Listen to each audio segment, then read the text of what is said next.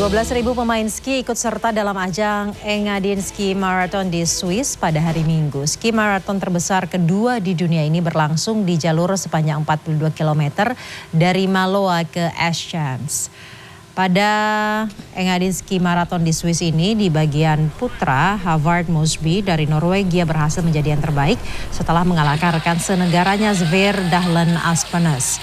Sementara Nadine van Dijk, pemenang medali kejuaraan dunia ski 2 kali dari Trondheim, yang juga berasal dari Norwegia, sukses memenangkan perlombaan di bagian putri. Nadine mengalahkan rekan senegaranya Giliana Wero dan atlet ski asal Prancis Melina Bertet yang berada di posisi ketiga.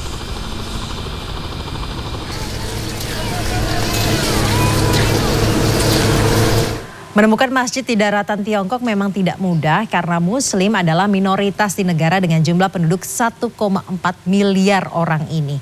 Dan anchor CNN Indonesia Alfian Raharjo berkesempatan mengunjungi masjid di kota Anshun dan Guiyang beberapa waktu yang lalu. Informasi ini menjadi penutup redaksi hari ini. Saya Syazawi Sastro pamit, tetap jaga kesehatan Anda, selamat menunaikan ibadah puasa.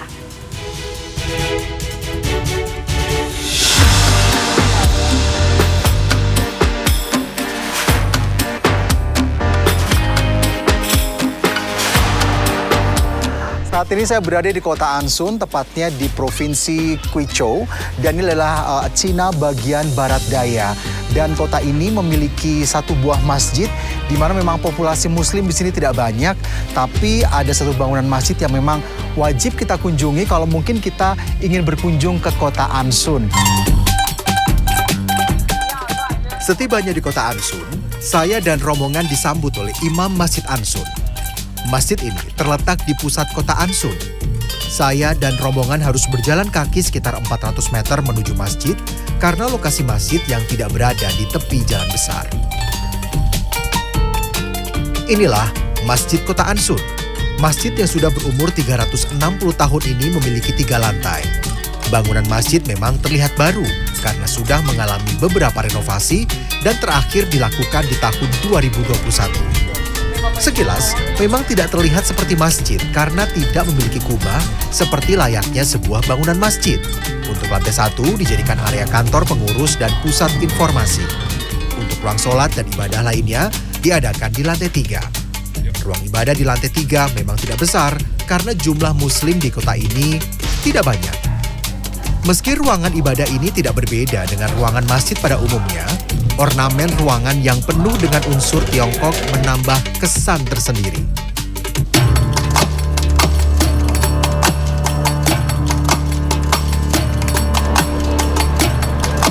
Selepas dari masjid, kita masih menjelajah kota Anshun. Ini samping kita adalah sungai yang membelah kota Anshun. Dan meskipun dingin, mataharinya cukup terik di sini.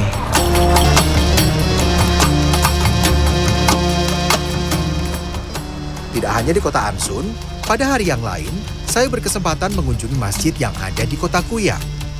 Berbeda dengan yang ada di Anshun, masjid kota Guiyang ini letaknya masuk ke dalam permukiman padat penduduk. Saya harus melalui jalan sempit untuk menemukan masjid ini. Sesampainya di masjid, saya langsung bertemu dengan sesama muslim di Guiyang. Kebetulan, saya datang di hari Jumat menjelang pelaksanaan sholat Jumat. Masjid dengan arsitektur khas Tiongkok ini mampu menampung sekitar 200 lebih jemaah di dalam masjid. Bangunan ini dibangun di abad 17 dan terakhir direnovasi pada tahun 1982. Asyhadu anna Muhammadan Rasulullah. Azan berkumandang. Seluruh jemaah sholat Jumat sudah berada di dalam ruangan sholat untuk mendengarkan khutbah yang disampaikan langsung oleh Imam Masjid Kota Guiyang. Tidak hanya didatangi oleh warga asli kota Guiyang, masjid ini juga menjadi tempat ibadah bagi muslim yang berasal dari negara lain.